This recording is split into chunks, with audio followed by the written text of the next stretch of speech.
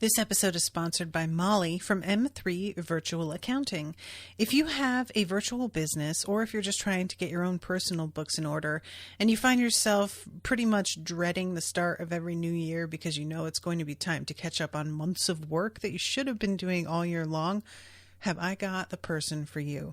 Go to M3 Virtual Accounting and sign up for a free consultation. Talk with Molly about what it is you're looking for, what it is you need, and she, with no charge, will just talk you through what she does and whether or not she can help you. She has been a godsend to me, and I really hope that other folks take advantage because it has taken a load off of my mind every year to have that done. So once again, m3virtualaccounting.com. Tell Molly I sent you. This is an Unspoiled Network podcast. This is Some Spoiled, A Song of Ice and Fire 2, The Co-Host Switcheroo, The Rereading, Return to Westeros, HBO Spoiler Edition, Uncut, Uncensored, and Too Hot for TV. Bringing you the latest book. It's only 14 years old, kids. Chapters 1 and Prologue. In these chapters, we get to see the world through Varamyr Sixskin's eyes. And they are not eyes that we enjoy being behind. Also, Tyrion's just really going through some shit right now. Welcome to Unspoiled.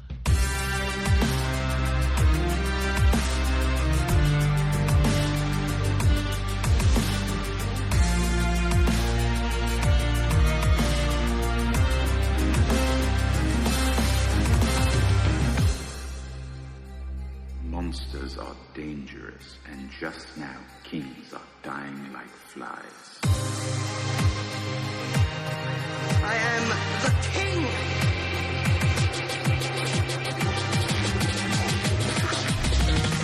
Fuck the king. Welcome to the show, everyone. I am Natasha. I'm Rashawn. You know, it's weird. I still expect you to go patrons only, even though that hasn't been. I haven't done a patrons only show in probably since Game of Thrones. Yeah, it's been a while. It's been a very long time since I've been back. I mean, like this, I'm sober, but that's different, right? Sure. I haven't done. I feel kind of a way. I want to be fancy. I mean, it doesn't get fancier than unsober, which is the highest tier. It's true. That's true. You know, it's true. You're a real commodity. Don't forget that. I'm like grain, pork bellies. Why is that what you went for? Because that's what I think of when I hear the word commodities, because my entire understanding of the stock market is based on the movie Trading Places.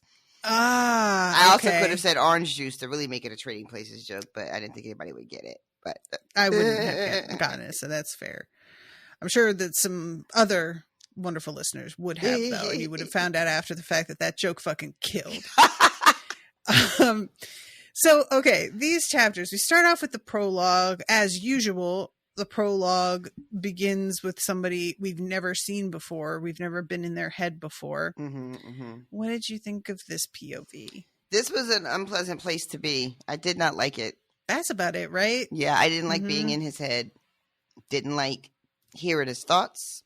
Didn't like seeing his sights. I didn't like hearing his sounds. I didn't like any of it.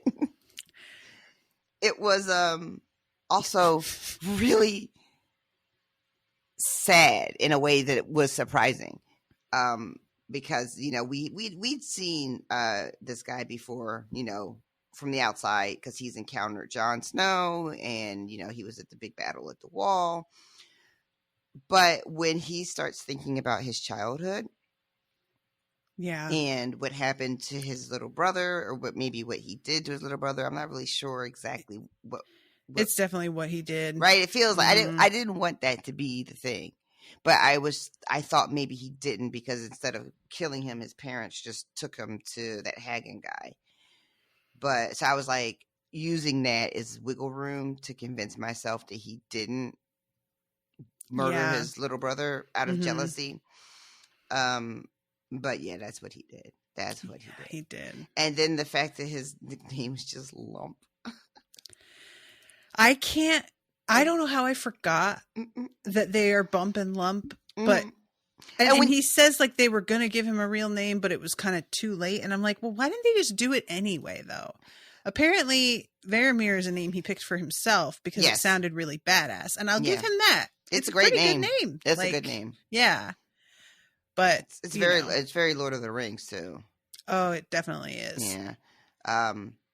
But and it's kind of cute. I mean, like when you hear Lump and Bump, you're just like, but then there's like, well, it's the sister, you know, and it's what she called the babies when they were still in the mom's belly. So then you're like, oh, that's low-key adorable. Right? Yeah. But it doesn't matter how adorable it was because this man still turned out to be terrible. Like even as he's being trained in the ways of warging,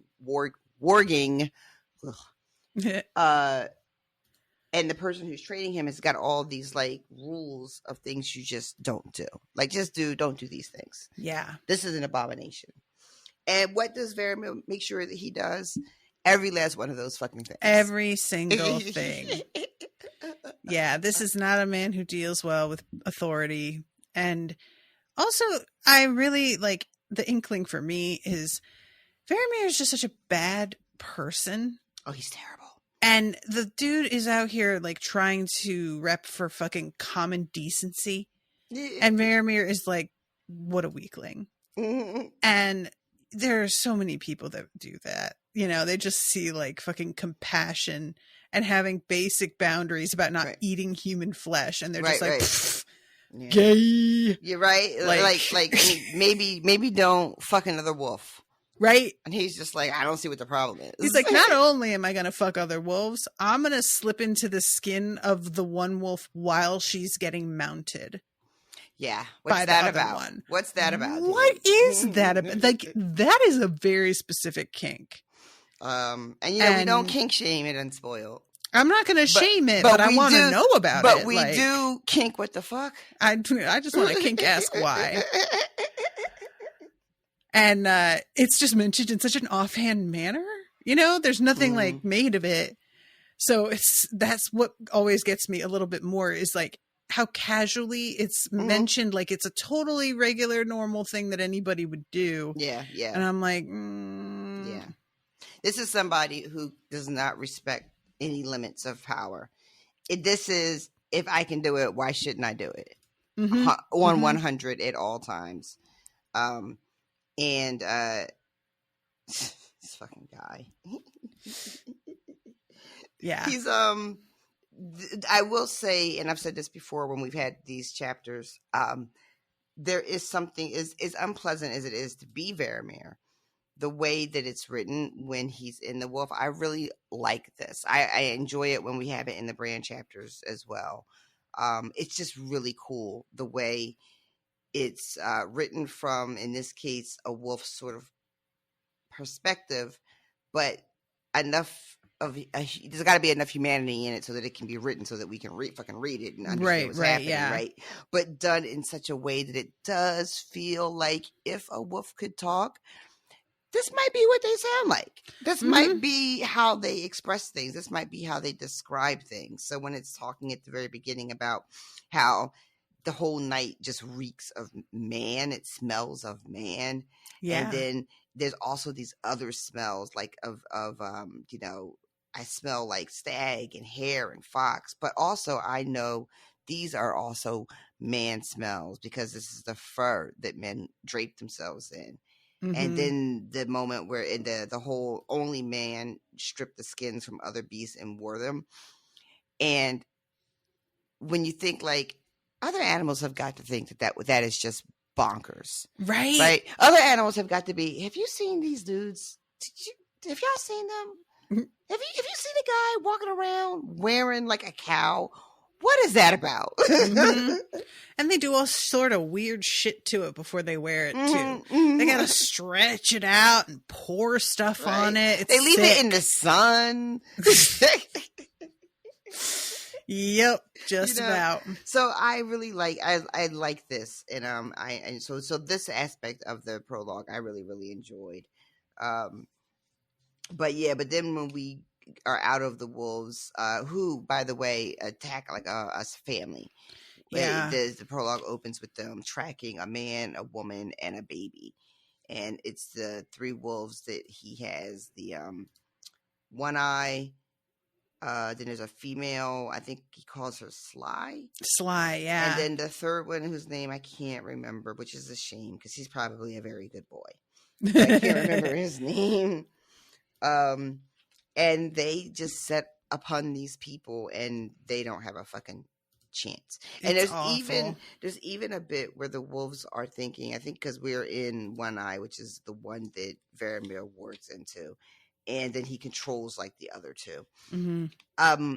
He's talking as a wolf about, you know, how much easier prey man is compared to other animals that are out there, but not when they're like in big packs. Yeah. And then the way he describes like their weapons, you know, there's like wooden teeth or metal claws, you know, and then there's another like little voice that goes swords and spears.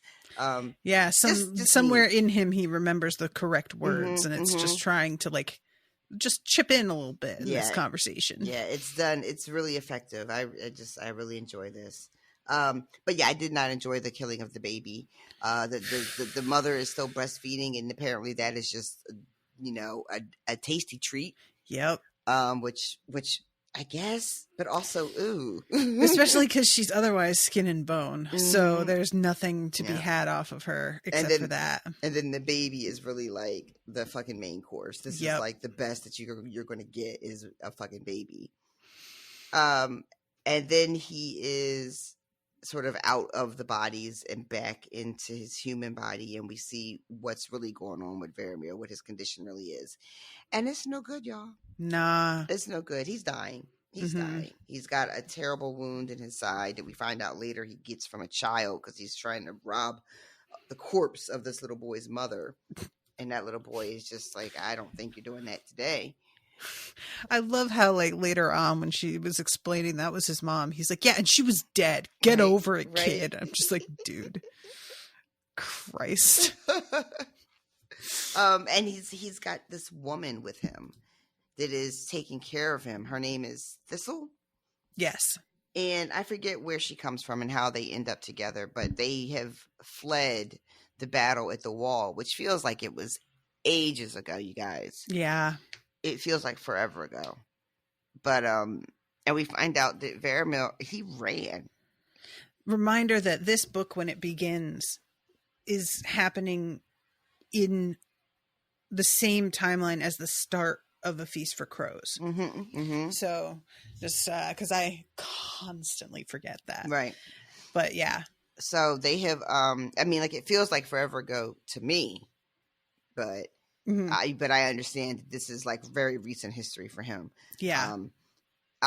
You know, he turned Craven in the face of all those men in steel, Stannis' men. And a lot of people ran once Mance was down, and the whole thing just falls apart. And and they don't know where. Oh my God, you guys! You know what I really did love in this prologue?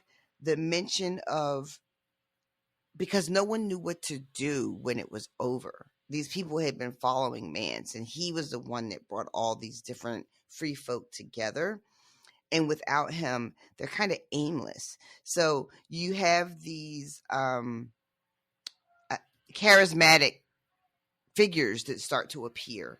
Yeah. And promise things. You know, there's like somebody who promises that there are boats somewhere. Follow me to the boats and they'll sail us south. And then there's like, you know, someone else who promises, you know, we're going to go to where the Thins are. And this large group of sort of displaced people who don't have anywhere to go after the battle's over start to sort of like siphon off and follow different characters, you know, different people that pop up. Because they can't stay where they are, and it's very unclear what the next step should be. And you know, one lady says that she had like a vision. Yep. And that's what happens in that vacuum. You know, those are exactly the type of people that start to pop up and fill like a void, and people are always looking, you know, for someone to follow. they're waiting a lot of the time. We're just waiting for somebody to show up to tell us what to do. And then we're just like, all right, I'm going with that guy because that guy sounds like he has a plan. Mm-hmm. Is it a good plan? I don't know. I'm not even looking that far into it. He was willing to stand up and say a thing, so he gets my vote, which is not that much different than where we are right now. Yeah. It really is. Have you read World War Z? I have not. So it's a I haven't even seen the movie. The movie is completely irrelevant to the book. The only thing that they bear in common is the main character. Otherwise, you would have no idea they were meant to be linked in any way. It's wild how completely pointless it was that they even used the name of the book for the movie. I don't know why they did. But the book was great. It was like, I think the very first thing I ever covered for the Unspoiled Book Club way back when. And we did such a long episode on it because the way it's structured requires you to really talk about almost everything in it. But it's about the part of zombie apocalypses that I'm always the most interested in, which is the part where stuff begins to really break down, but we haven't gone full post-apocalyptic yet. And I'm always really fascinated by that. Like talking about the way the government attempts to handle things and the ways in which people begin to change their everyday routines around it. And, just once things start getting bad enough that you can't just go to work and come home, what begins to happen then? Yeah. And it really zeroes in on a lot of that. And there is a huge upsurge in scammers pretending to have a cure or pretending to have a place to go to get away from it, selling like fake bunkers, things like this. And I was always just like, when I was reading it, blown away because of course it's rife with scamming because everybody is panicking and there's no answers because this is a weird fucking problem. And so anybody tells you anything, and how are you going to know if they're full of shit or not? Like there's not a way to how double do you check, Yeah. Let me see your references. How did you do in the last zombie apocalypse? Exactly.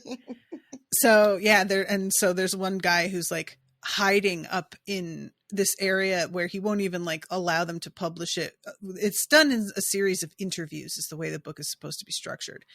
And this one guy got incredibly wealthy selling a fake cure and then bailed. And nobody ever caught him. And I was like, that's just too goddamn real, man. Like it just is.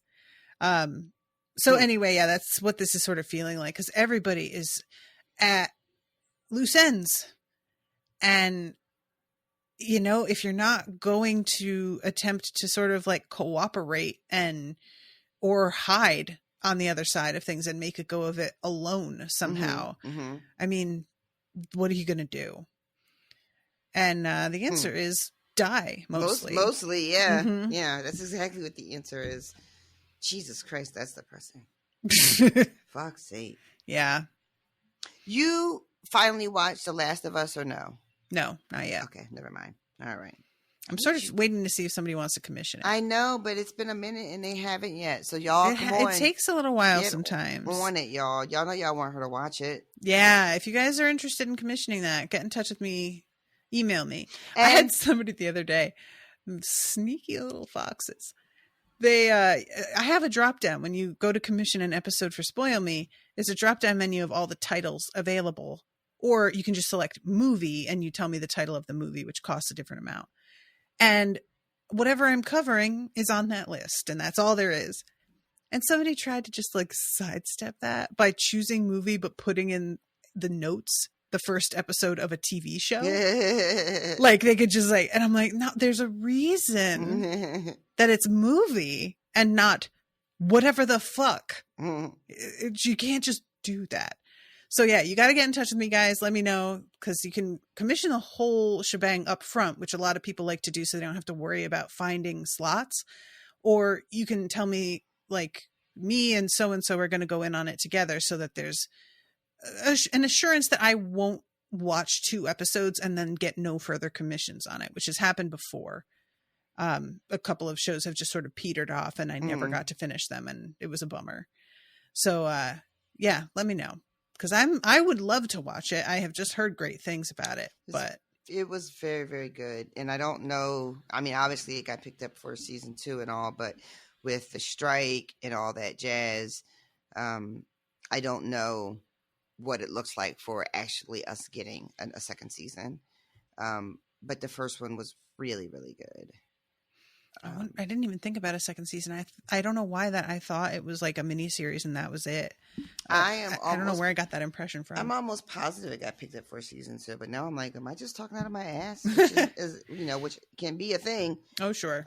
So I could be wrong on that. I thought I read that it got picked up for a second season though, but I might be wrong, guys. But okay, so let's get back to this fucking asshole though. Yes, indeed. This guy is a real piece of work. Right. So he's got this woman that's like taking care of his, like, it's so recent that she's still sewing up his wound. Yeah.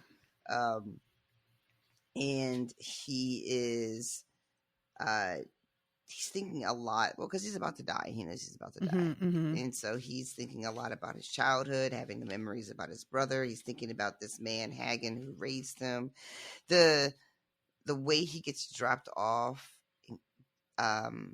oh my God, the way his family discovers his power too is wild. It's right around the thing with his brother, mm-hmm. and the dad comes out and has to kill the dogs. And this fucked me up. Yeah, it's probably really hard at this point too now, right? He goes into such detail about it. I was like, can we not?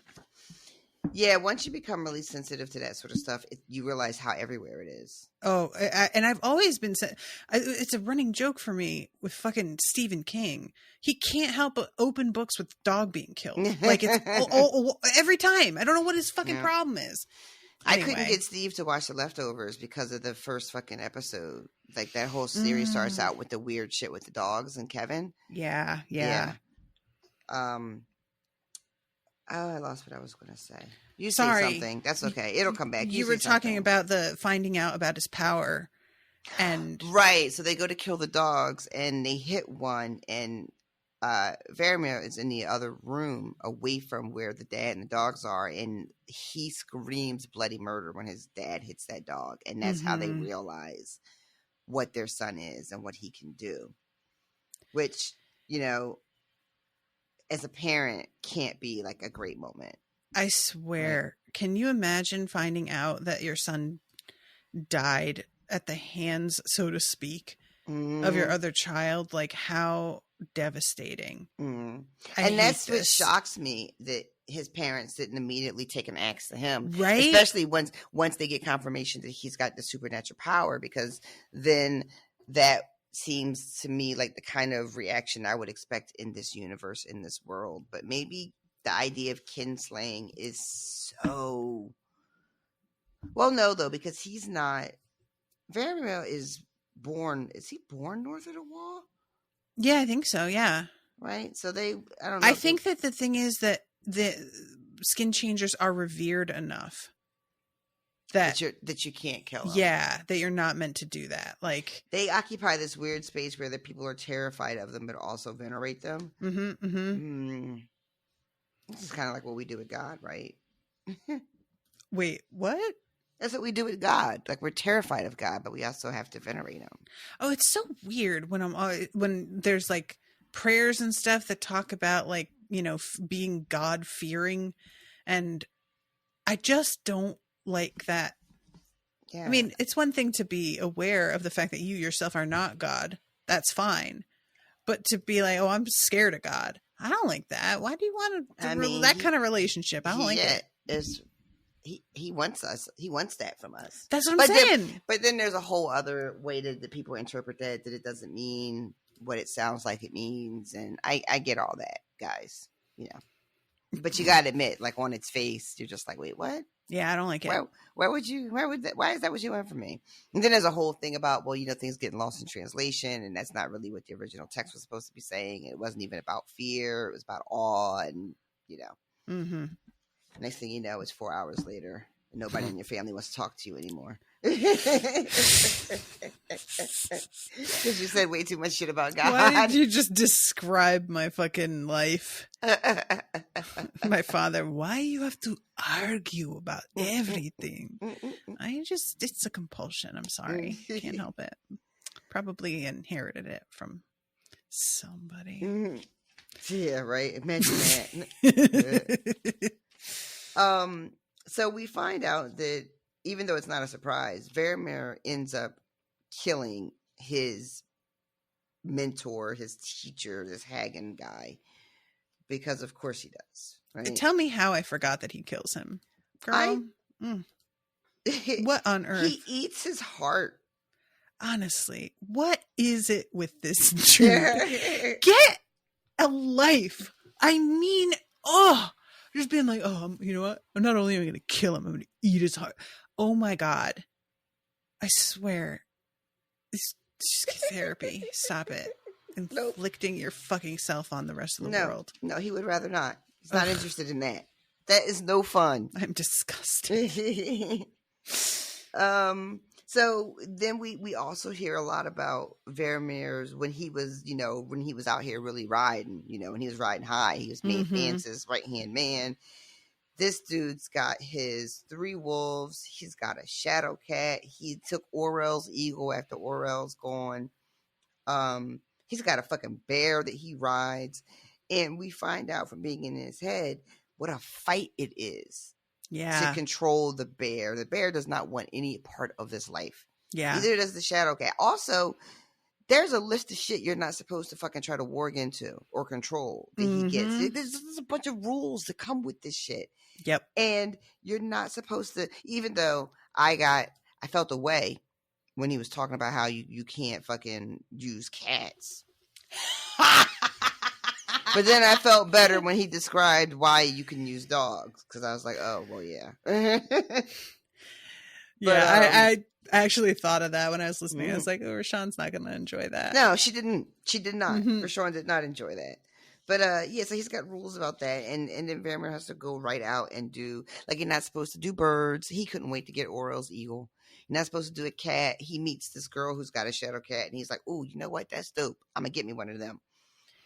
And then the bear that he rides, and these animals, particularly those 2, the shadow cat and the bear, at least we find out, they were not about this life.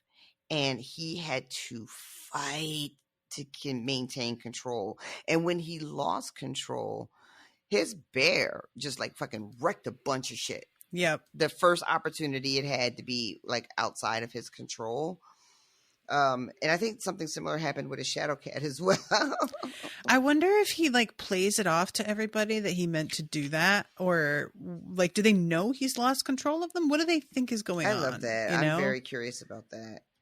He's just like, oh yeah, well, I was angry because I didn't get my eggs the way I liked, so sorry, lost my temper. I'm trying to find where he loses them, and I guess maybe it happens in the chaos, so there's nobody really around to to explain to. I love the idea though that it just happens on like a Wednesday afternoon when everybody's chilling, so he really does have he has a whole audience, and everybody's like, dude, what the fuck? And yeah. Anyway, but the key thing here with Varamyr, overall, this motherfucker likes to make things and people do what he wants. He doesn't care about consent. He doesn't care about their humanity. He sees himself as superior, which is really the focus a little bit later when he's thinking about how he should have taken Thistle's body because it's not right that she should continue to live if he dies. That there's a clear hierarchy to him. That is obscene considering the order of things, the way his mind has it structured. Yeah. That she should live and he dies when clearly he is worth so much more than she is. His life is worth so much more than hers. He is special. She is nothing. She is no one. Yeah, you're right. That's the main takeaway of everything about this man. Yeah. Ugh. And So- the way that he treats women as well, because This weird thing he does with the hair. so yeah, he sends his shadow cat to stalk the women that he wants, and they come and sometimes are weeping, but they come, and then he keeps a hank of their hair as a trophy afterward. How much is a hank? I'm thinking like a good like 1/4 inch deep chunk. Chunk, right? Mm-hmm. Like he's just yanking hair out of their head. I don't know if it's a yank. When I hear the word hank, I imagine it being connected at the top by scalp.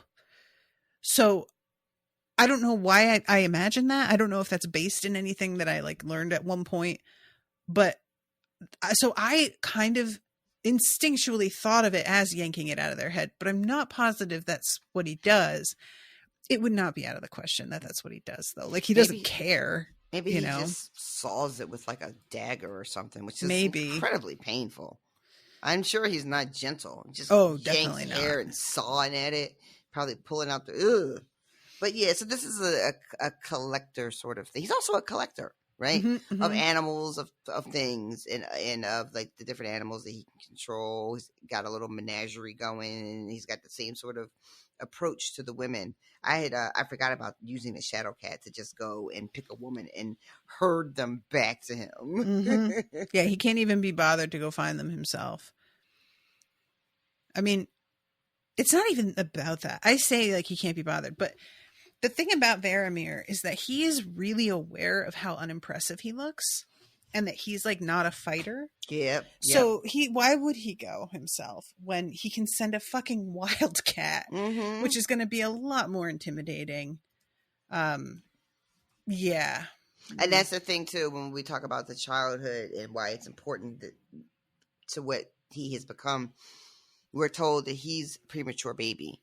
Yeah. So he's born, he's small, he's sickly, he's underweight, all that jazz. And then the younger brother, is a full-term, healthy, robust baby. Yeah. And that little brother, who is bigger and healthier than he will ever be, is such an offense to him that he ends up murdering his little brother. Like, yeah. Yeah, that's it. Oh, the third wolf's name is Stalker. Sorry, I didn't mean to yell that out. It was just like bothering me in the back of my head. I'm sure he's a very good boy. So, most of like the time that we're spending with Varamyr, he's reminiscing, and also he thinks Thistle has left him, which she fucking should have. Yeah, he wakes up and she's gone, and his little fire has gone out, and it has started to snow, and the whole little hut that they're in is covered with snow. It's I really did assume that she had left. So it was a big surprise to me when she shows up and is like, we've got to get out of here. I was like, word? I thought you were long gone. Yeah. Because he's yelling at himself that he didn't take her over when he had the chance. Yeah. And she said, oh, I'll come back with food. And he's like, oh, I'm such an idiot that I believed that. And he's worried that maybe because he's starting having these thoughts about using her. And he's scared that maybe he let something slip. Yep. Or he's like, did I fucking say something when I passed out? Like, did I start to mumble about some shit? Yeah. And he also isn't sure that he's going to be strong enough to take her over because he has really been through it. So there's a sense of, I might be up for too much of a fight. I may not be able to pull this off, which is what happens, actually. It doesn't save her. Right. She fights him off, but not to the degree that she is okay. But he is right to be concerned about that. It's unclear to me how, if he has taken over a person before. I don't it's obvious that he has no qualms really about it, but it seems like mostly what he's done is taken over animals that somebody has been in. Yeah. And shoved them out and taken the animal himself. But I don't recall him having taken a person before. I think this might be the first time that he's tried that. You know, it's funny when he does this, when he starts talking about doing this, I was like, oh, like Bran did with Hodor. Mm-hmm, mm-hmm. But because it's Bran and it's Hodor and it was like an emergency and all that jazz, it felt a way when he did it, but it didn't feel sinister like this. Yeah. Right. And I remember being like, oh, I don't know if that's really okay. But then to find out that, like, no, it's an abomination. Like, no, that's, it's a taboo. Yeah. It's, when Bran does it, it's upsetting mostly because of how much it upsets Hodor. Mm-hmm. Like, I wanted it to be, he takes Hodor over, but Hodor is so familiar with Bran and they are so close that maybe it's fine. And he senses that it's like a benevolent force, but it's not really like that. It's just awful for him. And so that was the part I was like, oh, this sucks. And the fact that Bran is doing it, knowing it upsets Hodor, it is an emergency. And it seems like doing that is kind of what saves him for a second. But it's just something that I didn't like, the idea even being out there. So yeah, then going to this guy's POV and seeing the way it can be used by somebody who truly has no regard whatsoever for other human beings is really alarming. It's just really, this guy. This is the ultimate violation. Exactly. Right? This is the ultimate of like disregard of boundaries, like literally crawling in your skin with you. Like, I can't imagine that kind of like, I mean, it just makes so much sense that he's also just a rapist. Like, of course he is. Yeah. What does he care about fucking anybody's, what's the word I'm looking for? Whether they're okay with it. Well, no, I was trying to think of like the word for, I keep wanting to say sovereignty, and that is not the word I want. Autonomy? Thank you. Yay, I got one. She got one.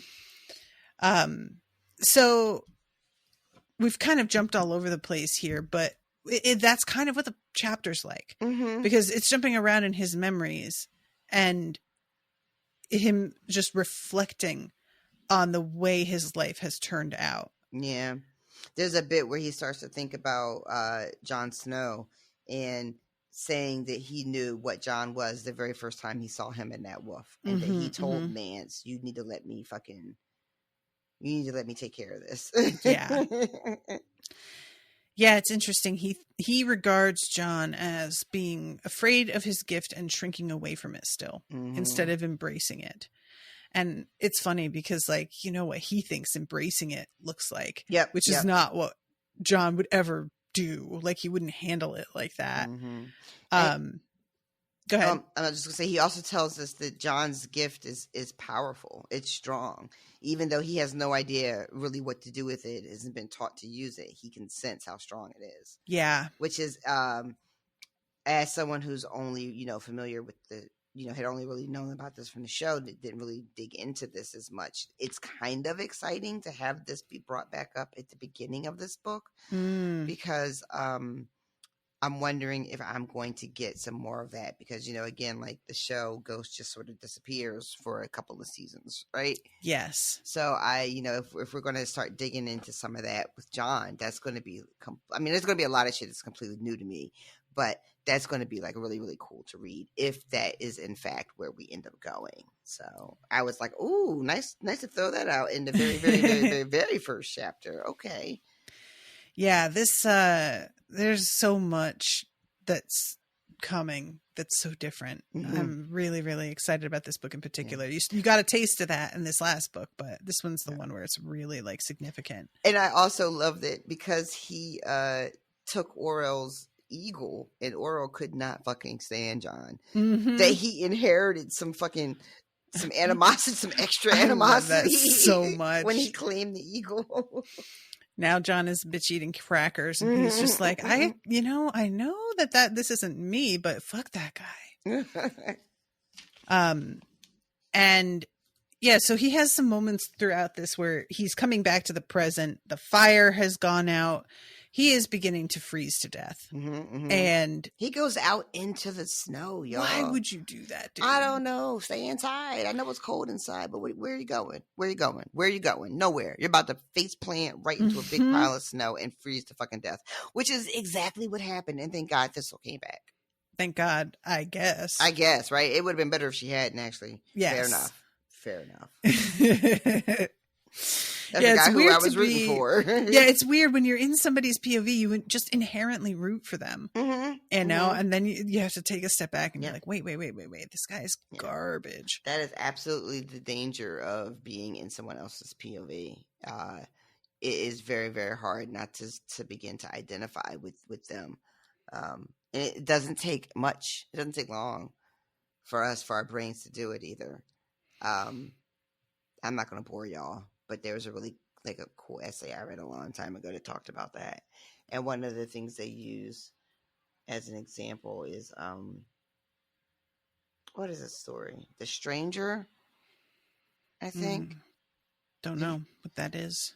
It's by I'm not going to say his name because I always say it wrong and then I get embarrassed. But it's, I mean, you could say it wrong and I won't know that you got it wrong. I think it's just Camus. It's Camus. I think that's how you say it. Okay. But and so this professor did this thing where he started to keep track of when he would assign his students to read it. And even though the character that's sort of narrating the story has done a very despicable thing, you spend so much time in their head that he began to notice almost all of the papers that people were turning in were defending this guy. And he was just like, what the fuck is happening? That's fascinating. But anyway. So yeah, I hate this. Talking about Hagen, the hunter died weeping after Varamyr took Grayskin from him, driving him out to claim the beast for his own. No second life for you, old man. Varamyr 3 skins, he'd called himself back then. Grayskin made 4, though the old wolf was frail and almost toothless and soon followed Hagen into death. And I'm just imagining him doing that to John with Ghost. And how hideous that is because of the very special connection John has with Ghost and how specific it is, where Varamyr clearly that's making a connection. That's not a priority. That's got nothing to do with it. All he wants to do is assemble a variety to make himself look more impressive. But the kind of relationship that Hagen had with his wolf, I would imagine, was similar to John's. And it like how horrible it would be to have bonded with this wolf for so long that the wolf is like elderly and then die because somebody takes them from you in that kind of way. Ugh. Fuck this guy. Fuck this guy so hard. He is the worst. I hate him so much. Agreed. So he starts drinking snow, this whole thing, like him outside, he falls asleep kind of like he's passing out. And when he is roused, his hand is frozen to the ground. Oh, when he rips it away, like he leaves some skin behind. It's so frozen. Ugh, yeah. Yeah. Full body shiver. So this is when Thistle comes back. Get up. We have to go. There are hundreds of them. Get up. They're coming. And he realizes this is his only chance. So he tries to take her over. And it says his old flesh fell back into the snowdrift as her fingers loosened. And she twists and fights, screaming, get out. And at one point, she spits out her own tongue. Yeah, she bites down, and he says, and our mouth filled with blood. And I was like, God damn. She raised her hands to his face. He tried to push them down again, but the hands would not obey, and she was clawing at his eyes. Abomination, he remembered, drowning in blood and pain and madness. When he tried to scream, she spat their tongue out, which is such a weird way. Mm-hmm. The white world turned and fell away. For a moment, it was as if he were inside the weirwood, gazing out through carved red eyes as a dying man twitched feebly on the ground and a mad woman danced blind and bloody underneath the moon, weeping red tears and ripping at her clothes. Then both were gone, and he was rising, melting, his spirit borne on some cold wind. He was in the snow and in the clouds. He was a sparrow, a squirrel, an oak. A horned owl flew silently between his trees, hunting a hare. Varamyr was inside the owl, inside the hare, inside the trees. Deep below the frozen ground, earthworms burrowed blindly in the dark, and he was them as well. I am the wood and everything that's in it, he thought, exulting. 100 ravens took to the air, cawing as they felt him pass. A great elk trumpeted, unsettling the children clinging to his back. A sleeping direwolf raised his head to snarl at empty air. I assume that's Ghost. Before their hearts could beat again, he had passed on, searching for his own, for One-Eye, Sly, and Stalker, for his pack. His wolves would save him, he told himself. That was his last thought as a man. True death came suddenly. He felt a shock of cold, as if he had been plunged into the icy waters of a frozen lake. Then he found himself rushing over moonlit snows with his packmates close behind him. Half the world was dark. One-Eye, he knew. He bayed, and Sly and Stalker gave echo. And he's inside One-Eye, and he's this whole like moment here. Sly gave a growl and bared her teeth, her rough bristling. Not men, not prey, not these. The things below moved, but did not live. One by one, they raised their heads toward the 3 wolves on the hill. The last to look was the thing that had been Thistle. She wore wool and fur and leather, and over that she wore a coat of hoarfrost that crackled when she moved and glistened in the moonlight. Pale pink icicles hung from her fingertips, 10 long knives of frozen blood. And in the pits where her eyes had been, a pale blue light was flickering, lending her coarse features an eerie beauty they had never known in life. She sees me. And that's the end of the chapter. Yeah. Pretty effective. Yeah, yeah. I hope she eats him or something. So then we go on to Tyrion. Our boy's having a really, he's been having a rough time. He is been, stolen away to a ship and is making his way across the narrow sea, drinking his way across the narrow sea. He is confined to his little quarters because nobody can really know he's there. Mm-hmm. And he is a mess. He is a angry, cruel, drunken mess right now. Yeah. I get it. A lot has happened. He has been through a lot. I get it.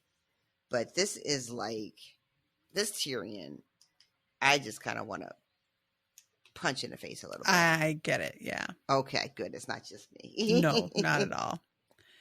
He really has begun to deteriorate in terms of like his behavior, his motivations, which is what leads to the whole thing with Illyrio later. Because Illyrio is like, all right, this is time to fucking like cope. Yeah. But yeah, it starts with him still like in the cabin. I don't know why I thought that he had just like traveled the whole way in a barrel, but evidently I think they did that on the show. I think they did. I think that's where it came from in my head. I can't remember for sure, but yeah. But he is allowed out on the ship, and then when he arrives, is put back in the barrel to smuggle him ashore. Yeah, this whole way he gets ashore is it's really funny. Well, go ahead and describe it for our listeners. It's just like it's so tight. He's so squeezed in there. His nose is itching. He's so tight he can't even scratch his own nose. Mm-hmm. This thing is also much more of a barrel. Like the show did like a crate. Yeah. This shit is a barrel. This shit is rolling down planks and tossing and turning and spinning in the air. Ugh. God. The whole thing sounds terrible. The whole experience is like what they did visually on the show was so much more humane than what is described here in this book. Yeah. This is just fucking terrible. And it feels, he's just like, this shit is going on forever, ever. And really, it's not even that long. I mean, but it feels like an eternity, and I understand why. Yeah, but I giggled, y'all. I didn't mean to, but I was just picturing it as I was reading it, and I don't know, it's got like some Bugs Bunny energy to it. It's got I see that. For me, it's really giving One Piece, because in the very first episode, his ship begins to sink, his little boat, and he climbs into a barrel just to like float so that he doesn't drown. Oh. And somebody picks the barrel up thinking it's like wine or something and brings it onto their ship. Oh my God. And yeah, it's a pretty good time. That show's so goofy. I love it. Everybody is reading and watching that. I still haven't. The live action for Netflix is really good so far. I'm super impressed. The anime is great, but it really suffers from a weird pacing, which a lot of anime does, because they air them in real time with the manga being published. So they have to like draw things out, because the manga takes a while to come out sometimes. And it really is weird how long they'll draw it out. And because the Netflix show doesn't need to do that, they can tighten everything up and make it a lot more focused. And it's a bit easier in some ways to watch than the anime is. No offense. To tell you the truth, I thought that was the direction they were going to go at Game of Thrones. And they did the opposite. They started shortening seasons in a race to... It was weird, right? I thought they were going to like start to like really stretch it out to give him an opportunity to, air quotes, catch up. Same. But maybe they clearly understood that this motherfucker wasn't finishing these books. I guess they did, yeah. Ugh. So annoying. Yeah. I don't know why they didn't, though, because like, I mean, maybe they just realized he was nowhere close and no amount of stretching was going to really help. Yeah. They could have milked the shit out of that. They could have kept doing 10 episodes for several more years, you know. But I guess if you don't have the writers, then you can't. And they didn't have the writers, did they? I guess, yeah. So yeah, he gets brought into this amazing home and is sussing out where he is. He does not know Illyrio. He was not told where he was going. So, you know, he just winds up here and has to fucking figure it out. We get also like Tyrion is, like we said already, just a real mess. But this whole, like, the night that this all happens, and he's remembering, you know, his conversation with Varys after when he comes back down the ladder. And it says that he told Varys, "I've killed my father," in the same tone a man might say, "I stubbed my toe." And that whole wherever whores go thing from his father is just bouncing around in his head this whole chapter. Over and over again. Over and over and over again. It's very similar to the way that what Tyrion said to Jaime bounces that and Moon Boy too. And it just bounces and bounces and bounces. I kind of enjoy, like, I know that it can sometimes get really tiresome, but it also reflects the way our minds work, you know? We'll have, like, just sort of a phrase that embeds and repeats. And so I kind of like that George leans into this for characters a lot of the time. Like, this is something even with Varamyr where he's like, she cried for Bump, but not for me. Over and over. And I don't know what my phrase is. Like, there's got to be something that I think constantly. One of those shadow work journals. Right. It out. Probably, yeah. Because that's really what these things are. These are these words for Tyrion, these words for Jaime, the words for Varamyr. These are the hurts that are driving you. Yeah. You know? Yeah. I wanted to be more sympathetic to Tyrion in this chapter. I was caught off guard by how that I didn't feel much more. I expected to have a lot more. And I think that's because his behavior in this chapter, because he's so steeped in self-pity. Yes. He's steeped in guilt. Doesn't even feel like a strong enough word. Shame, loathing, yeah, all of that. It is and it's not that those things don't trigger like empathy in me, but because he's steeped in all that, his behavior, how he's treating the people around him, because he's just awash in his own shit right now. Yeah. The way he's treating the people around him is like cruel and dismissive and gross. And it's not really like what I expect from him a lot of the time. And it was off-putting. And I was just like, oh, I need you to fucking get it together. Yeah. Like, get your shit together, Tyrion. And that is really heartless because this dude just had to kill his father and the woman he loved. And he's feeling some things. I could be a little more patient, right?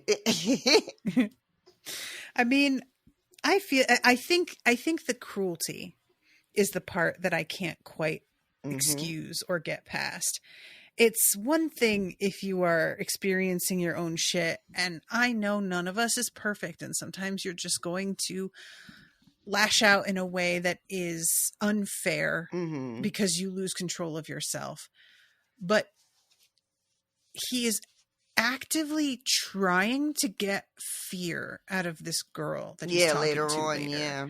In a way that's really ugly. Like, dude, what are you, And that's the part where I'm like, I can't excuse this. That was sort of like the peak of it. Like, but it's escalating throughout his chapter. And like there's the cabin boy who won't speak to him, and he gets to become like each time he sees him, he's a little less decent. And then the way he interacts with the people in Illyrio's house when he first gets there, with the women in the kitchen, and then it, to the point where he's talking with the girl that Illyria sends up, because one of the things that's happening is he can't really talk to people. Are pretending they can't understand him. Well, right. I'm saying pretend. There's a hint later that the ladies in the kitchen, at least one of them, understood him very well, but I don't know about the cabin boy and the other people in the house. They're simply not engaging. They're not engaging with him at all, and it's causing him to say, some not cool things. It's also causing him to tell way more of his business than he needs to be telling. I don't know what that was. That's just being drunk, I guess. I think it's being drunk, being lonely, and really, really thinking that they don't know. So it's like Jamie unloading on fucking Alan Payne. That's exactly. And I had the same reaction I had to that. I had here. I need y'all to stop doing that. Please stop telling all your business to just anybody. You don't know you think these people can't understand you because they've chosen not to engage with you. You don't know anything one way or the other. This just feels real fucking elementary to me. And why I say it's like drunkenness is because I know Tyrion is smarter than this. Yeah. So but I like the idea of loneliness and isolation as well, and tied into just how fucking plastered he is. And I also think that this is like when Illyria calls his bluff a little bit later on, that's part of it as well, is that he is acting really nihilistic, like nothing matters. So I could just tell everybody because who fucking cares? When ultimately, when you like get it right down to it, he does care. He doesn't want to die. He doesn't want this all to like blow up in his face, but he's acting like he doesn't care right now. Yeah. Yeah, I love that moment too. And I got a little confused because there's a thing when Tyrion is out in the gardens and he sees these mushrooms and he goes and picks a bunch. But I don't remember, and I may have just read right past it, because he picks them up and he's like, oh, these are delicious but also deadly. And he picks them up and stuffs them away, but then he like passes out drunk. So I was like, deadly for who? Like, are you thinking of hurting yourself? Are you thinking of hurting someone else? Like, why are we picking up poison mushrooms? And then because he passes out, they find him and put him back in bed and have, found his mushrooms. Indeed. But yeah, so I didn't know, like, I didn't know what his intention was with the mushrooms. Yeah. You know, was he thinking, because Illyrio is just like, there's a lot of ways to go. Mushroom is definitely a way to go. If you want to drink yourself to death, we can do that too, but I'd rather just drown you because you're wasting wine. That cracked me up so bad. It takes a little bit too long, and it's a waste of good wine. We could just fucking do this, bro. Like, get it over with. Happier for both of us. So all of that makes it seem like the perception of Illyrio and whoever else is that Tyrion was just over all of this. Mm-hmm. Like, I'm done. I don't have anything to live for. I don't have anywhere to go. I'm tired of this. I'll just fucking call it a day. I love dinner too. I know we jumped ahead, but I can't wait for us to get to actual mushroom dinner. There is so much about how fat Illyrio is. Yeah, and there's a lot. What I enjoy is when it's compared with how small Tyrion is. Mm-hmm. And so, like, the juxtaposition of these two. And like you said, he's asking everybody where whores go, and nobody even really understands the this question. Bitch is like, is this a riddle? So eventually there is a girl who comes in and says that I have been told to warm your bed. And as she is like bathing and dressing him, asks if he's going to want her after dinner. And he says no. And then notices that she is a little too relieved that he isn't going to want her after all. And when he says I'm done with women, she thinks he means that he would rather a boy. Yeah. But finally, when he had fucked many a woman who loathed the very sight of him, but the others had at least had the grace to feign affection. A little honest loathing might be refreshing, like a tart wine after too much sweet. I believe I've changed my mind. Wait for me a bit, naked, if you please. I'll be a deal too drunk to fumble at your clothing. Keep your mouth shut and your thighs open, and the two of us should get on splendidly. He gave her a leer, hoping for a taste of fear, but all she gave him was revulsion. And he says, do you moan when you're being fucked? If it please my lord. It might please my lord to strangle you. That's how I served my last whore. Do you think your master would object? Surely not. He has 100 more like you, but no one else like me. Yeah. This time, when he grinned, he got the fear he wanted. There's a Get part, a hold of yourself. There's a part at the beginning of that where he almost says something to her and has to catch himself because he's like, this girl isn't Shay. Mm-hmm. And he loses track of that pretty quick. Yep. That's really all I got to say about it. That's pretty much it. That's it.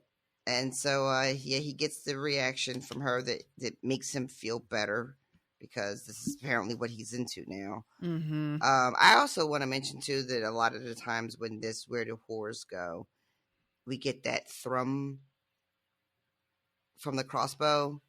Being like, right, oh, yes. I like that effect as well. I just want to mention it's not every time, but it's a lot of times when he hears that. Not so much when he asks it, but when he thinks of it, he hears the thrum. And there's a whole thing too where he's thinking and he's like, I told my dad not to say it. And then I had to kill him. If I hadn't have done it, if he had called my bluff, he would have disarmed me and I would have been I'd have been standing there a fool and my head would have been chopped off the next day. Yeah. And I had forgotten that he told his dad, next time you say that word to me. Yeah, it's, and I mean, he's right. You know, if he hadn't done it, probably he would have just been apprehended. So, you know, I'm never mad at Tyrion for killing his dad, just for the record. Yeah, same.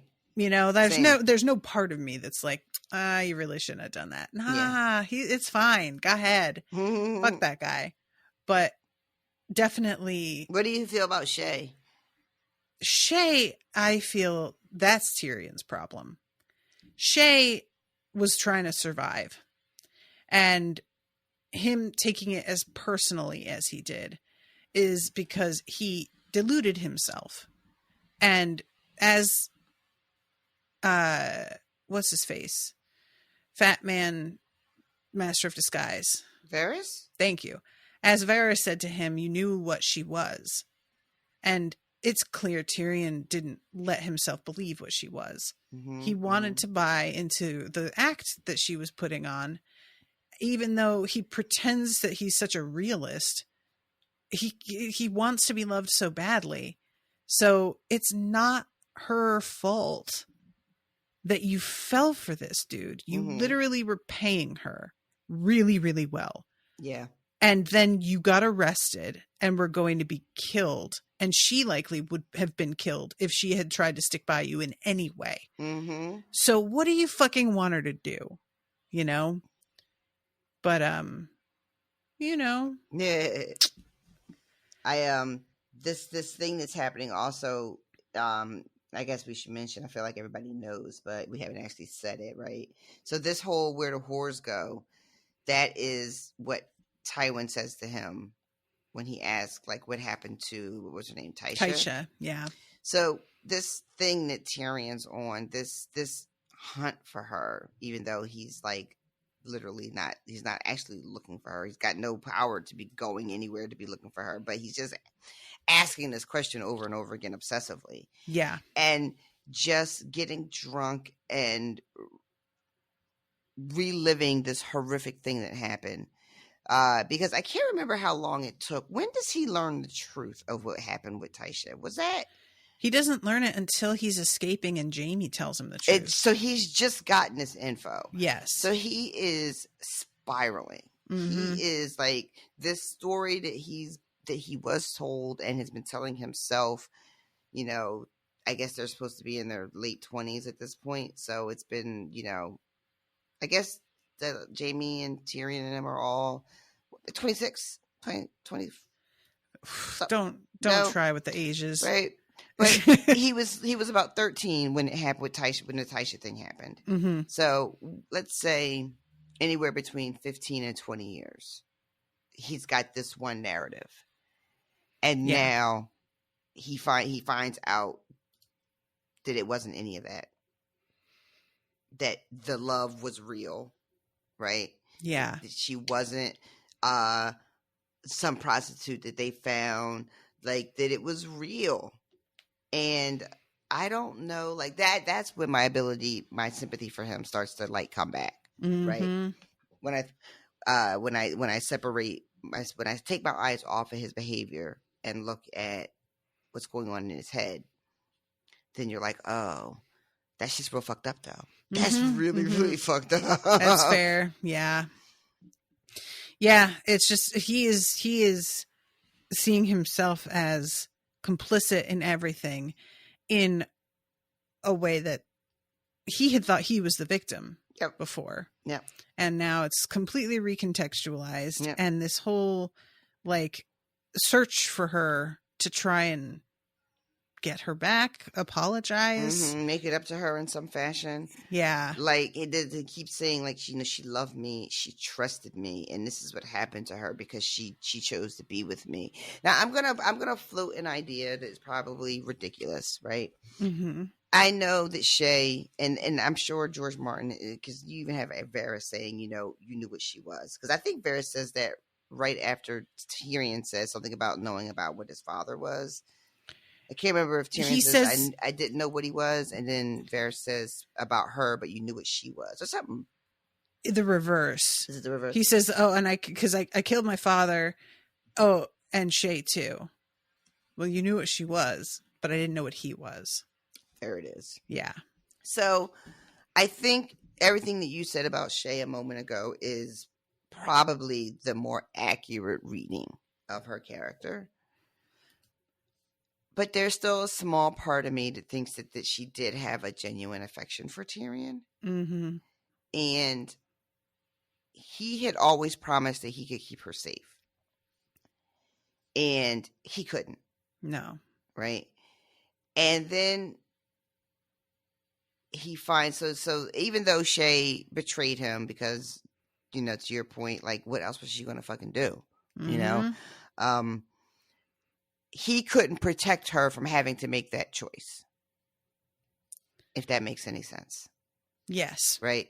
So then you have this most recent humiliation and failure to protect somebody, and you find out that you also failed this test. I don't know. That's not fair to call it a test, but you also weren't able to protect somebody that you loved before. Yes. And those things sort of pile onto each other and just make a real mess in somebody's head. And I do think that part of the guilt that he's carrying, I think there's like Shay is mixed up in that.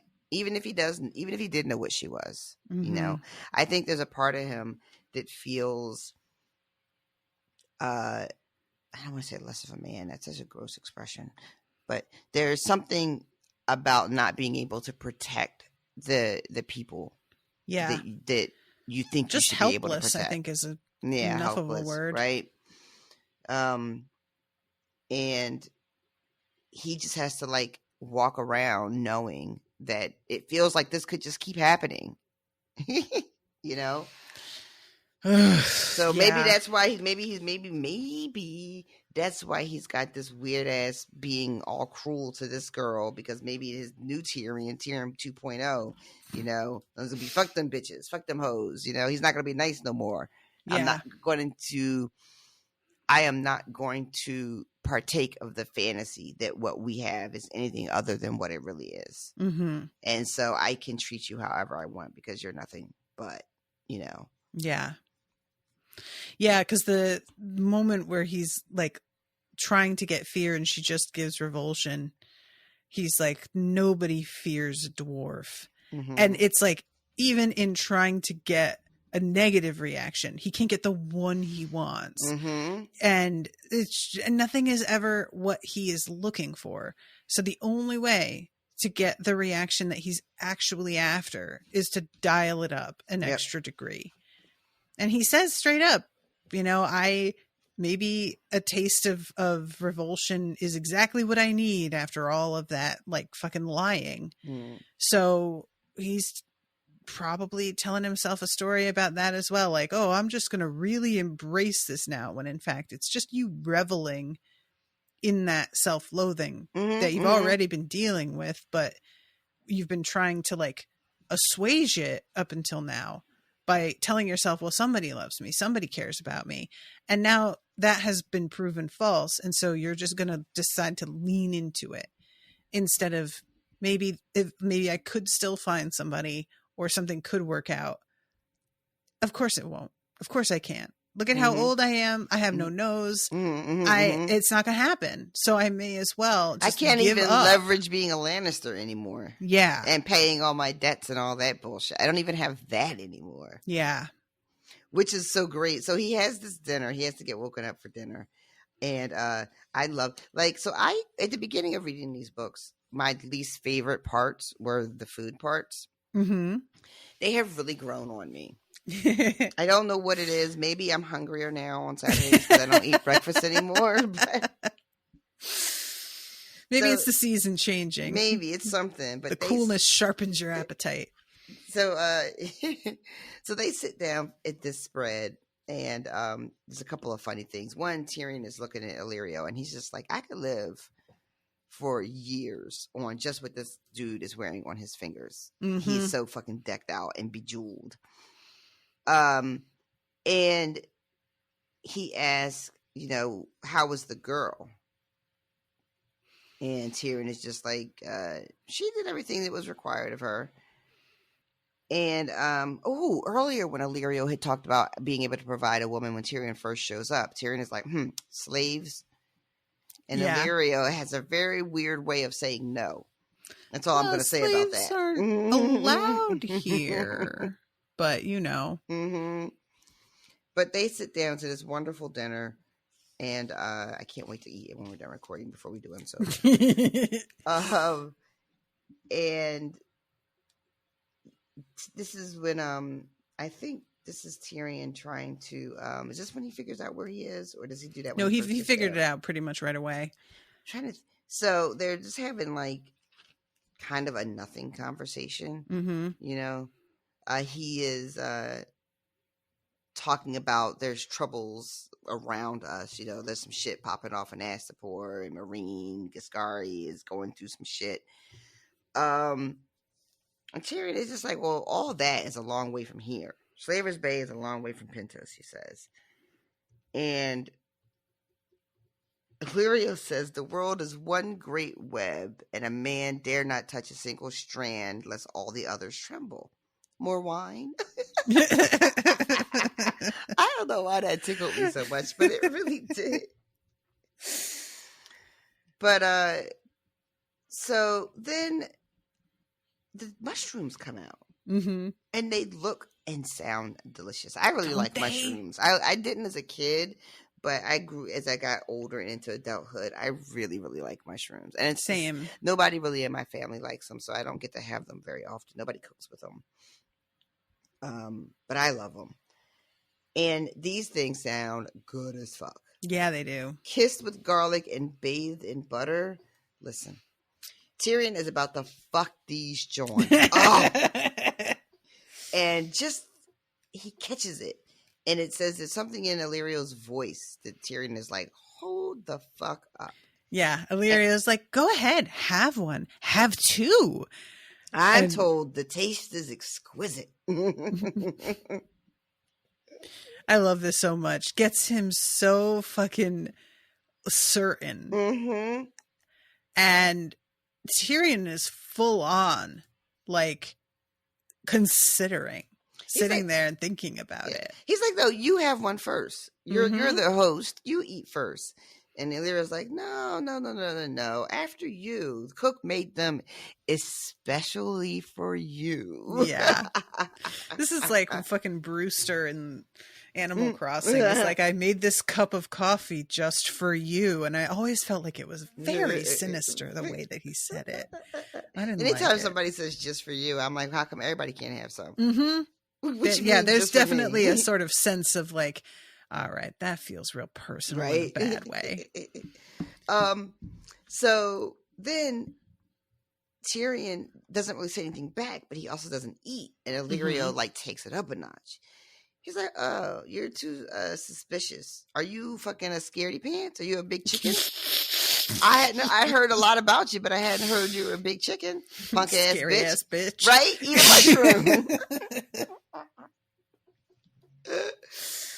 And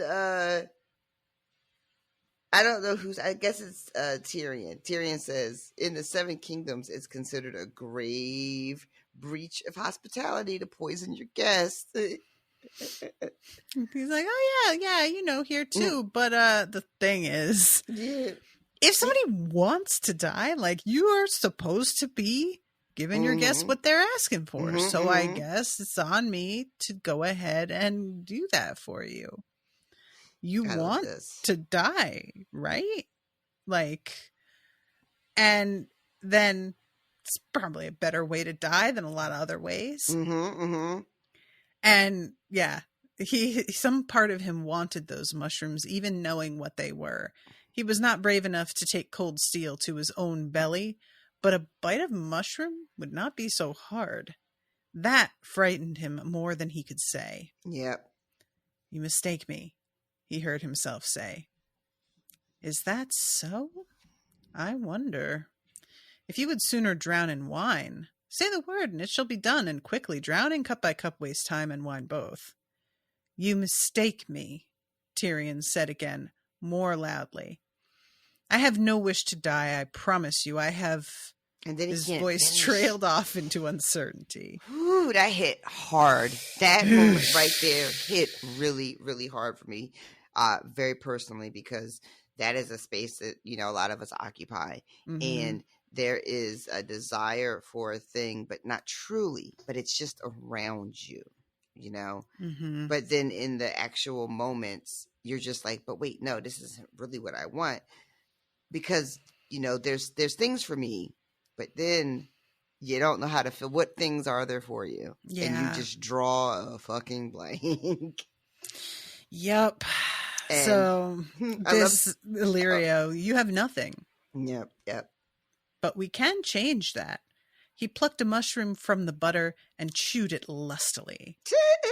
delicious. Psych. The mushrooms are not poisoned. Tyrion was irritated. Yeah. I love that it's irritation. Yeah. You deserved it, though. You was asking for this. You needed this to figure out, like, what do you fucking really want? Because you're wallowing in self-pity. You're flirting with, taking your own life. Like, what do you want? What is there anything? Is that what you want for yourself? Then just, okay, we'll do that. But if it's not, let's try to figure out something else. Yeah. And this is when we start getting what's going on here. And Illyrio is talking to Tyrion, and this is when he's like, maybe the lady in the kitchen understood more than she let on. Yeah. And they start having a real talk after this whole mushroom sort of confrontation. They both relax, they eat some more, they drink some more, and Illyrio says, there's some people who say killing Lannister was just a good fucking start. Yeah. Like, we're not even done. And Tyrion responds by being like, well, first of all, they don't want to say that anywhere near Cersei. And then he kind of like threatens. He doesn't threaten Illyrio, but he's like, and you want to be careful because I'm still a lion. And fucking Illyrio just laughs in his face, as he should have. Yep. Calls him out on this bullshit. You are not a lion. You fucking sewed something on a vest one day. I need all of y'all to calm down. All of y'all over there need to fucking calm down. Just being like, get scraps of silk and put some fucking creature on it. And then you're like, oh, this is what we are. Yeah, I'm a lion. I'm a dragon. I'm an eagle. And then he's like, if you want, I can take you to a real lion. And you can get in that cage with him and see how that works out. I fucking hollered. Oh, I forgot that he gets that in his face about it.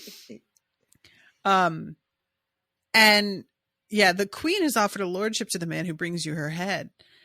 If you mean to take her up on it, make her spread her legs for you as well. The best part of me for the best part of her, that's a fair trade.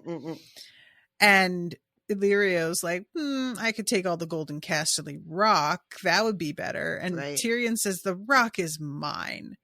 Just so. Do you think King Stannis will give it to you? And this is when Tyrion finds out that he is at the wall. Yeah, he gets sort of caught up. He's like, what the fuck is he doing at the wall? Mm-hmm. And fucking Illyrio says shivering probably. And then Illyrio takes that moment and segues it to Dorne. He's like, I heard it's warmer in Dorne. Maybe Stannis should have gone that way. Mm-hmm. And that's when Tyrion started to put it together. Like, okay, he's hip. So the shit I was talking about in the kitchen. Yeah. So he just comes right out and he's like, well, as a matter of fact, my niece is there. And they start talking about the plot to make Myrcella queen. Mm-hmm. And Illyrio's like, you know what? That sounds like it could be a thing, but why would you want to kill your niece? Like, why would you want that for her? And Tyrion is super confused. Yeah. And then for a second, he's just like, did you mishear me? Exactly, right? Like, but Illyrio makes his point, which is that, basically to put her in that position is to guarantee her death. And Tyrion is just like, a fucking course. Yeah. I know that. What am I even thinking? Yeah. And so I do really appreciate him, like the way that Illyrio is just sort of forcing Tyrion out of his like daydreams and being like, no. Let's talk reality here for a second, Mr. I want to be like, let's be real about how much you hate me. Let's be real about some of the shit you're saying over here. I love this. Thank you so much for saying that, because that is exactly what a lot of this is. This is a lot of like come to Jesus moments. You've been in your head, you've been in the bottom of that boat for a couple of weeks, drowning in wine, but I'm going to need you to come up here with the grown-ups now. Yeah. I need you to come and have a real conversation about what's really happening in our world. And he's doing it really masterfully. Like, I don't want to say gently, but he's just bringing Tyrion along, beat by beat by beat. He's speaking Tyrion's own language because he's so clever about it. Yes. And so, like, you know, he's not shaming him exactly. He's pointing things out so that Tyrion takes a step back and is like, oh yeah, that's kind of shameful, huh? Mm-hmm. It's a different, feels like the way Tyrion would also handle this situation were it somebody else. Right. I think you're right. I don't know. Speaking the same language. Ooh, I thought That's I all. lost you for a second. I'm so here. Quiet. So this is when he really like drops the big hammer about what really is all this is about. Mm-hmm. And he's like, there is a way to get you to Casterly Rock, but it does not go through Dorne.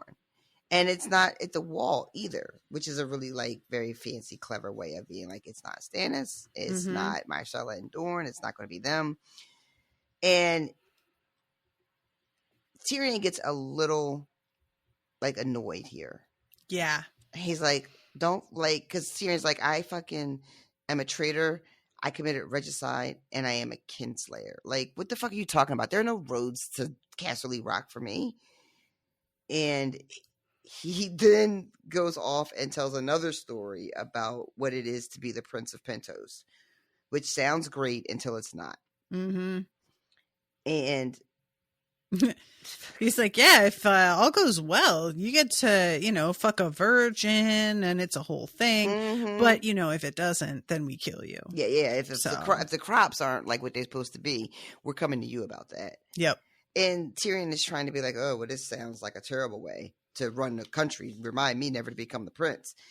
And Illyria's like, it's not that different from what the fuck y'all do, first of all. Yeah. And he says, and that there is another one, though. There's not Stannis, not Myrcella. There is another one, stronger than Tommen, gentler than Stannis, with a better claim to the throne than the girl. There is a savior that comes from across the sea to bind up the wounds of a bleeding Westeros. And Tyrion is just like, what the fuck ever, dude? Like, whatever. And yeah, who is it then? A dragon. A dragon with 3 heads. Dun, Yeah, dun, y'all. Dun. Dun, dun, dun, indeed. So we're on our way here to a whole other thing. But it's Yeah. not Varys like it is in the show that leads him down this little path. Right. It's Illyrio. Illyrio is completely cut out of the show, I think, except for the very first with Daenerys, I think. When they send Tyrion across and he comes out of the crate, I'm trying to think of who he goes to. Who meets him when lets him out of his crate? It's not Illyrio in the show. I thought it was Varys that lets him out that Varys travels with him. Because Varys vanishes from King's Landing in the show as well, doesn't he? Yeah, maybe you're right. Maybe it's just that they have to hide Tyrion, but Varys can, with all his many disguises or whatever, he doesn't have to be hidden in the same way. Yeah. I also remembered, I had forgotten about this, but there's a map, in the front of the book, of all his books. So this book has the north, the south. Wait, where are they? It's got the north, the south, and beyond the wall. And then it has a page for the free cities. And then it has a page for Valeria. Okay. When I saw that, it reminded me that the show did a thing with him and Jorah. Right. Do you remember that? When they went off on their adventures? Mm-hmm, mm-hmm. I can't remember what the plot of that was or where they were. I guess they were trying to get to Daenerys, but they were taking it like a weird way. I think they were trying to get back to Daenerys. But they had to take some Jorah. weird... Yeah, right? And then I can't remember if this is when he had the grayscale or this is where he got the grayscale because they go through that weird ruins and all those like stone people are there. I can't remember. It's all very fuzzy. But that was so late in the show. I don't know if that's going to be a thing. Like whether Jorah and Tyrion link up or any of that. I don't know. I just don't know this part of the books and what the show did. It didn't do. It's all a mystery for me. But I had completely forgotten about that adventure. That's funny because that lodged itself in my mind for some reason. Did it really? Yeah. It's funny. But Yeah. So, any predictions Girl, since no. things are a little bit different here? Not really. I don't. I guess we'll see Daenerys soon. I don't think he's gonna make me wait very long for that. I don't know. I feel like I'll see Daenerys and Jon very, very soon. I'm really curious to check in with Stannis, quite frankly, believe it or not. I don't know if he's going to have his own POV chapters or if it'll just be through Jon's chapters. I'm making an assumption that Jon Snow has his own POV, and I feel like that's just a given. Mm-hmm. I could be wrong, but it literally never occurred to me that he doesn't have his own POV in this book. But I guess I don't know why I'm not more interested to see Daenerys. It's not that I'm not interested. I think because this show spent so much time filling in her story, I don't feel like there's as much missing. You know what I mean? I can understand that. Yeah, definitely. But as far as predictions go, I don't have any predictions yet, y'all. I'm very sorry. Too soon. Too soon. All right, fair enough. That is, I think it's fair enough. Mm-hmm. Everybody else might be like, those are fun, you guys. I really do enjoy them.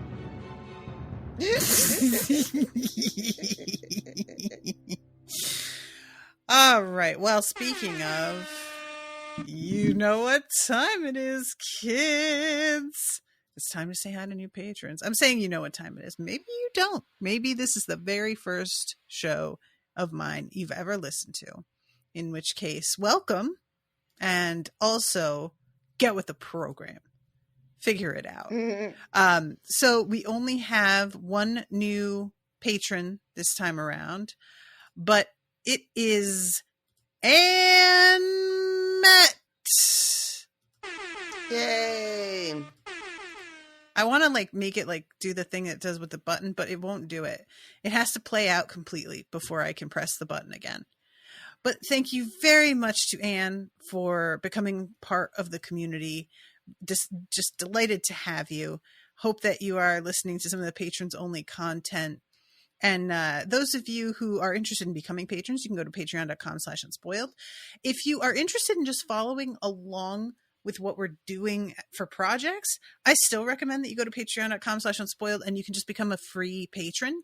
And that is how you can stay on top of all the news. I'll be sharing posts about stuff that's upcoming. I'll share reminders for lives and schedules for the coming week, which Candace has been working on, which is really helpful. So if you are, finding yourself frustrated because I'll post on social media about something, but you don't actually see the post until 2 days after it has happened, which frequently is a thing I hear about, do the free following on Patreon thing. And it's great for me to have a centralized place to reach everybody without having to go through the headache of sending out an email, because those are a pain to make. So go ahead and do that. Patreon.com/unspoiled. And reminder to everybody that Rashawn and I have started our coverage of Hunger Games. Oh, you guys, it's so good. It's so good, you guys. I'm so excited. We just recorded our technically third episode, but it's the second episode covering the book. The first episode was just us talking about what Rashawn had already been spoiled on. And it turns out it was a lot less than I thought it was going to be. She had watched part of the first movie and that was it. And it was pretty much after episode 1 of coverage, we were caught up to the spot she'd been spoiled on. And now from here on out, she doesn't know anything. So come along with us for that ride, because it's a really good time. And I think we're going to have some pretty interesting combos about some of what comes up later on in the series. You can find that on all of your podcatchers. But of course, you can also join on Patreon to get it ad-free, baby. I think that's everything. Anything else you want to mention? No, ma'am. All right, kiddos. Thanks so much for joining us. Excited to start this book. And until next time, toodaloo, motherfuckers. Bye, guys. Joffrey, Cersei, Walder Frey, Meryn Trant, Tywin Lannister.